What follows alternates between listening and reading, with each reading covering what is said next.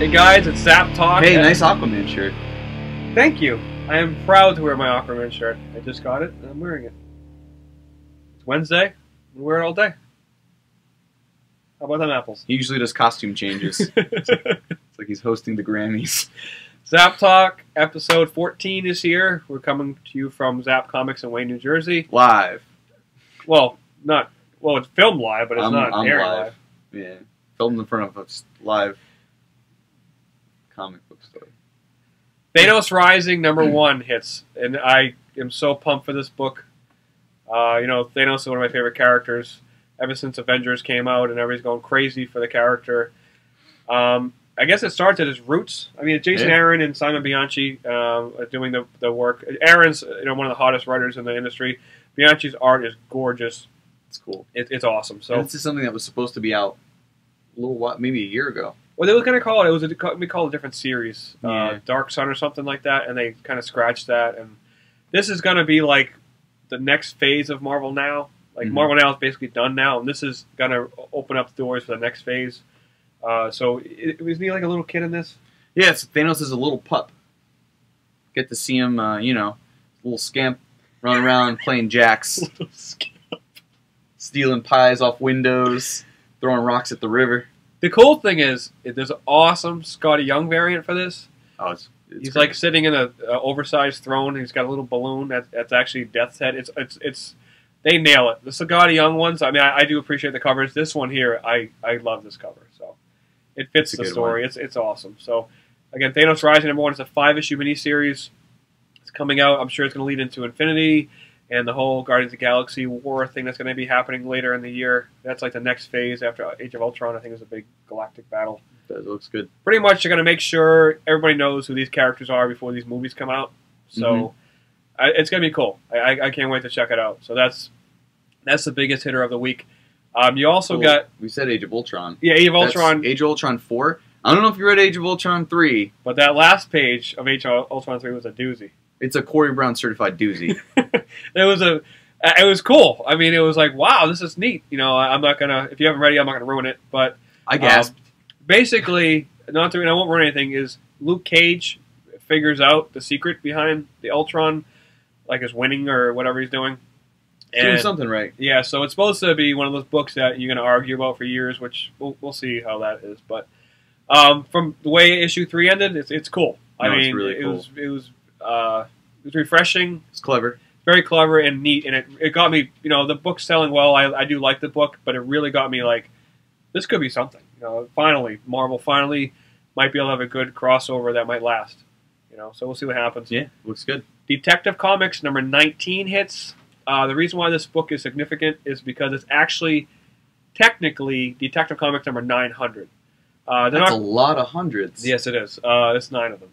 But they're not going to renumber the book. I guess the story is called The Mystery of the 900 or whatnot. They're going to incorporate that into this double-sized issue.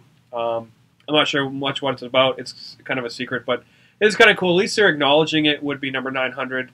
I'm not a stickler for numbers anymore. I used to be. Now it's like, they're giving it to you. Yeah, it's 900. Jason Fabok is one of my favorite artists right now. Amazing work on this, and it's also written by John Layman, who's obviously famous for Chew. And if you didn't know, the Batman books have been pretty good. Yeah, so check it out. It's got a cool cover. It's like a gatefold cover. It looks really nice. So Detective 19 hits. You also got Indestructible Hulk #6. The good part about this, not the good part, is the art. Is Simonson's taking over the art. I love Yu's art.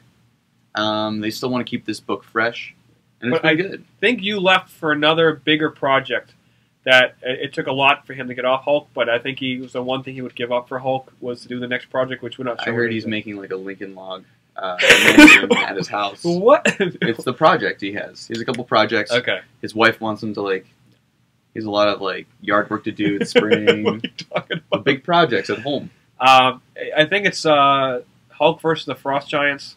Yep. It's got a Thor appearance, which it's great. Simonson. People like Thor. It's Thor and Simonson. It's like a win-win. It's actually the two of them fighting the Frost Giants. So you got Superior Spider-Man #7. This one's gonna be cool. Why is it gonna be cool, Dave? Because it's this title is titled Avengers No More.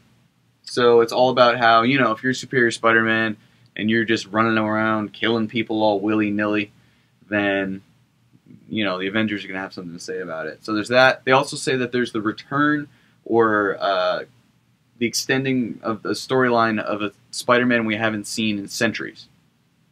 So I'm thinking... You go first.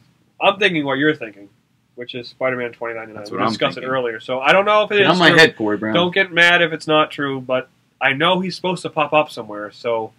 He was kind of a red herring for who's going to be the new Spider-Man. Yeah. They showed everything, and they kept putting teasers up, and I remember they did that fake thing where it was like, they said the editorial staff was talking about... Yep. And they... Yeah, on Twitter, and it got everybody... Yeah. Like him or not, he's got one of the best costumes. Yeah. I love his costume. So, and he was a big deal back in the day. His book sold well, and people still do like him. So, I think I hope he comes out. So we'll see what happens. Jeff Lemire has got a busy week. We got always busy. Green Arrow 19 and Animal Man 19. So it's kind of cool. You know, Lemire, you know, DC is using him right, and they're making sure, you know, his books get exposed, and they are selling well. You know, like I said before, Green Arrow is you know, taking off. You got all new X-Men number 10, which seems like it comes out every week. There's a lot of new Literally. X-Men. Yeah. We need another M Day or something because there's way too many of these guys. We also have Deadpool number 7. Yes. So we've ended the president's reign. Now it's all about something about souls, and it says Iron Man shows up, which is probably a play on Guardians of the Galaxy. We'll see, but cover is an ice cream truck falling on him. Art looks cool. The Deadpool books are fun. So, yeah. And finally, one of my personal favorites, Jim Starlin, is taking over Stormwatch on issue number 19. Good old Stormwatch. He's only writing it. He's not going to pencil, which I was kind of hoping he would because he's one of my favorite artists. But it's cool to see him back in the fold. He's doing Stormwatch, which is pretty much a dying book. So I'm hoping he can give it a little kickstart. I'm not sure how much he can help it because the book is... I'm surprised it hasn't been canceled yet. It's not a knock on the book. It's just people not into the characters. As soon as Martian Manhunter left the book, they don't care. They don't really want to watch any of the Storm Watchers. The storms. So I don't know much about the Storm Watches. We'll talk about them. So We'll discuss. We'll educate you on watching the storms. It's not a huge week, but it's very top heavy with, you know, obviously Thanos Rising and Detective Comics 19. Can't afford not to buy them. So definitely check out the Scotty Young variant for Thanos. It's one of the cooler covers that's come in a long time. It's a fun cover. We'll show it to you. Yeah. Right now. So, see you at the store. And now. Facebook, Twitter, YouTube, in person, wherever you want. This is, come on. We're past the 2000s. We don't see anyone in person anymore. I'll download you on the internet soon. CD-ROM, friends. Internet. Have a good one. Are you finished?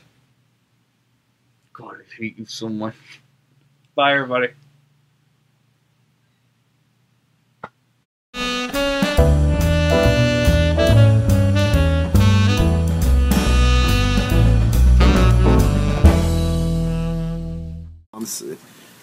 Ugh, who is that? Well, that's ruined. And you want to see an ugly blur walk by? Yeah. Yuck. I wouldn't sketch that. Ugh. I wouldn't sketch that for $1 million. I would also sketch that for $1 million. I wouldn't sketch that for hundreds of millions of dollars. I wouldn't sketch that for $1 million. You said that. Cool.